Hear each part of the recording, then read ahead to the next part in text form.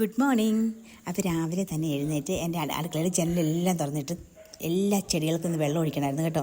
എന്നിട്ട് ചെടികളെല്ലാം ഒന്ന് ഫ്രഷാക്കി ഒരു പോസിറ്റീവ് എനർജി എനിക്കൊന്ന് അടുക്കളയിൽ കയറുന്നത് തന്നെ കേട്ടോ. കാരണം ഈ ചെടികളൊക്കെ നല്ല ഫ്രഷായിട്ട് നിന്നാൽ മാത്രമേ ഒരു എനർജി കിട്ടത്തുള്ളൂ. അങ്ങനെ ഇന്ന് ഉണക്കപ്പയും പോത്തിറച്ചിയാണ് കേട്ടോ. അങ്ങനെ ഉണക്കപ്പം തലേദിവസം വെള്ളത്തിലിട്ടായിരുന്നു. അത് നന്നായിട്ട് കഴുകി വാരി ഞാൻ കുക്കറിൻ്റെ അകത്തേക്ക് ഇട്ടു. കുക്കറിൻ്റെ അകത്തേക്ക് നികക്കെ വെള്ളം ഒഴിച്ചു വേവിക്കാൻ വെച്ചു. ഒരു 3 വിസിലടിക്കുമ്പോഴത്തേനും ഉണക്കപ്പം വേവും കേട്ടോ. എന്നിട്ട് പിന്നെ ഞാനത് അടുക്കളയ്ക്കൊന്ന് പതുക്കെ ഒന്ന് ക്ലീൻ ആക്കിയതിന് ശേഷം പിന്നെ പതിവ് പോലെ എൻ്റെ ജനലും വാതിലുകളും എല്ലാം തുറക്കാൻ പോയി മുൻവശത്തെ. എന്നിട്ട് പിന്നെ അടിക്കലും വാരലുമായി. ഈ കാറ്റും മഴയായത് കാരണം കുഞ്ഞു കുഞ്ഞു മരങ്ങളൊക്കെ മുറ്റത്ത് നിൽക്കുന്നതുകൊണ്ട് ഇല ഒത്തിരി വീഴും സിറ്റ് ഔട്ടിലിട്ട്. അപ്പോൾ അത് അന്നേരം എന്നും അടിക്കണം, അത് എന്നും ക്ലീൻ ആക്കണം. അങ്ങനെ അടിക്കലും വാരലും എല്ലാം കഴിഞ്ഞ് മുറിക്കകത്തുനിന്ന് തുണികളെല്ലാം എടുത്ത് വാഷിംഗ് മെഷീൻ്റെ അകത്തേക്ക് ഇട്ട് അലക്കാനായിട്ട് ഇട്ടു. പിന്നെ ഞാൻ അവനെ ഒന്ന് വിളിച്ചേൽപ്പിച്ചു, പഠിക്കാനിരുത്തി. പിന്നെ പള്ളി പോകുന്നിടത്ത് അന്നേരം തുണി തേക്കത്തുള്ളൂ കേട്ടോ. പെട്ടെന്ന് തുണിയൊക്കെ തേച്ച് വെച്ചു.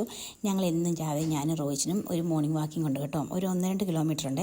അതെല്ലാം കഴിഞ്ഞ് തിരിച്ച് വന്ന് ഞാൻ പെട്ടെന്ന് അടുക്കള ആ ഡ്രസ്സിൽ തന്നെ അടുക്കളയിൽ കയറി.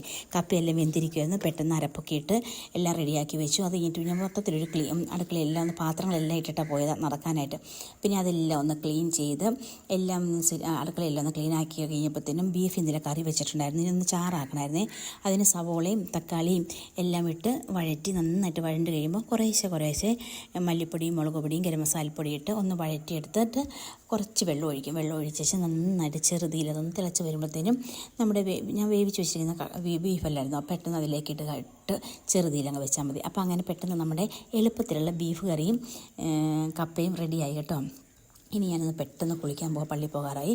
അങ്ങനെ എൻ്റെ കുളിയെല്ലാം കഴിഞ്ഞ് വന്ന് പള്ളിയിലും പോയി കഴിഞ്ഞ് വന്നു.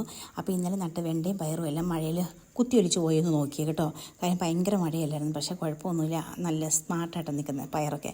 അങ്ങനെ അവന് പാലൊക്കെ വാങ്ങിച്ചുകൊണ്ട് വന്നു. ഞങ്ങളങ്ങനെ കാപ്പി ഒടിച്ച് എല്ലാവരും വർത്തമാനം പറഞ്ഞ് അവന് സ്കൂളിൽ പോകാൻ വേണ്ടി ഭക്ഷണം കഴിച്ചു. അങ്ങനെ ഇന്നത്തെ വ്ളോഗും തീർന്നു. അടുത്ത വ്ളോഗിൽ കാണുന്നുണ്ടെങ്കിൽ എല്ലാവർക്കും tata bye bye, see you, thank U.